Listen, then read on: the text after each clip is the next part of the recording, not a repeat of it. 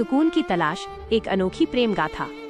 दिल्ली की गगनचुंबी इमारतों के बीच बसे एक आलीशान पेंट हाउस में रहने वाला आर्यन खन्ना शहर के सबसे सफल रियल एस्टेट टाइकून का इकलौता बेटा था। उसके पास वो सब कुछ था जिसे दुनिया सफलता कहती है, महंगी गाड़ियां, नामी ब्रांड्स के कपड़े और हर शाम चकाचौंध से भरी पार्टियां। लेकिन इस बाहरी चमक के पीछे आर्यन का मन एक ऐसे रेगिस्तान की तरह था जहां प्यास तो बहुत थी पर पानी का नामो निशान नहीं। उसे महसूस होता था कि लोग उसके नाम और काम से हाथ मिलाते हैं, उसके दिल से नहीं।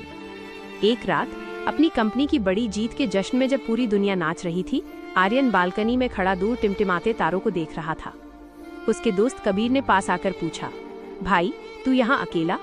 करोड़ों की डील साइन की है तूने? आर्यन ने धीमी आवाज में कहा, कबीर, इन करोड़ों के बीच मेरा वो सुकून कहीं खो गया है जो बचपन में कागज की नाव चलाने में मिलता था। अगले ही दिन अपनी शोर शराबे वाली जिंदगी को पीछे छोड़ आर्यन कबीर के साथ हिमाचल के एक शांत गांव नीलकंठ की ओर निकल पड़ा। पहाड़ों की ठंडी हवा और देवदार के पेड़ों की सरसराहट ने जैसे उसके घावों पर मरहम लगा दिया। वहां आर्यन ने अपनी पहचान छिपाई और खुद को एक साधारण शहर का लड़का बताया जो पहाड़ों को करीब से देखने आया है। तभी उसकी मुलाकात सानवी से हुई। सानवी गांव के एक छोटे से सरकारी स्कूल में बच्चों को पढ़ाती थी।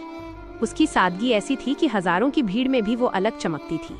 उसे देखकर आर्यन को पहली बार महसूस हुआ कि खूबसूरती महंगे मेकअप में नहीं बल्कि सच्ची मुस्कुराहट में होती है। आर्यन रोजाना किसी न किसी बहाने सानवी से मिलने लगा।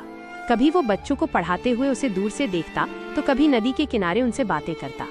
सानवी उसे बताती कि कैसे छोटे छोटे सुखों में बड़ी खुशियां छिपी होती हैं। वो कहती, आर्यन, शहर में लोग घड़ी देखते हैं और यहाँ हम वक्त जीते हैं। आर्यन सानवी के इस नजरिए का कायल हो गया। लेकिन सुख के इन पलों के बीच एक तूफान दस्तक दे रहा था। गांव छोटा था और वहां की खबरें हवा से भी तेज फैलती थीं। सानवी के पिता पंडित दीनानाथ, जो गांव के मंदिर के पुजारी थे, इस मेल जोल के सख्त खिलाफ थे। उन्हें लगता था कि शहर के लड़के गांव की लड़कियों का दिल तोड़कर चले जाते हैं। कहानी में मोड़ तब आया जब गांव की एक छोटी दुकान पर चल रहे न्यूज चैनल पर आर्यन की तस्वीर चमक उठी। खबर थी, भारत के सबसे युवा अरबपति आर्यन खन्ना का सुराग मिला। सानवी और पूरे गांव के सामने सच आ चुका था। सानवी को लगा कि आर्यन ने उससे झूठ बोलकर उसकी सादगी का मजाक उड़ाया है। उसने आर्यन से बात करना बंद कर दिया और उसके पिता ने आर्यन को गांव से चले जाने की चेतावनी दे दी। आर्यन टूटे दिल के साथ वापस जाने की तैयारी कर ही रहा था कि अचानक उस रात प्रकृति ने अपना रौद्र रूप दिखाया।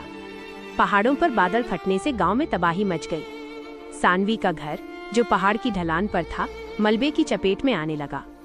चारों ओर चीख पुकार मची थी। आर्यन अपनी जान की परवाह किए बिना उस मलबे में कूद गया। उसने अपनी पूरी ताकत लगाकर सानवी और उसके पिता को सुरक्षित बाहर निकाला, लेकिन इस कोशिश में वो खुद बुरी तरह घायल हो गया। आर्यन ने अपनी लग्जरी गाड़ियों के घमंड को किनारे रखकर अपने हाथों से रास्ता साफ किया और सानवी के परिवार को सुरक्षित स्थान पर पहुंचाया। अस्पताल में जब पंडित दीनानाथ ने देखा कि एक अरबपति लड़का उनके पैरों के पास बैठकर माफी मांग रहा है और उसके हाथ मलबे को हटाने के कारण लहूलुहान है, तो उनका दिल पिघल गया। उन्होंने महसूस किया कि इंसानियत पैसे से बड़ी होती है। सानवी ने भी आर्यन की आंखों में वो सच्चाई देख ली थी जिसे वो शब्दों में नहीं कह पाया था।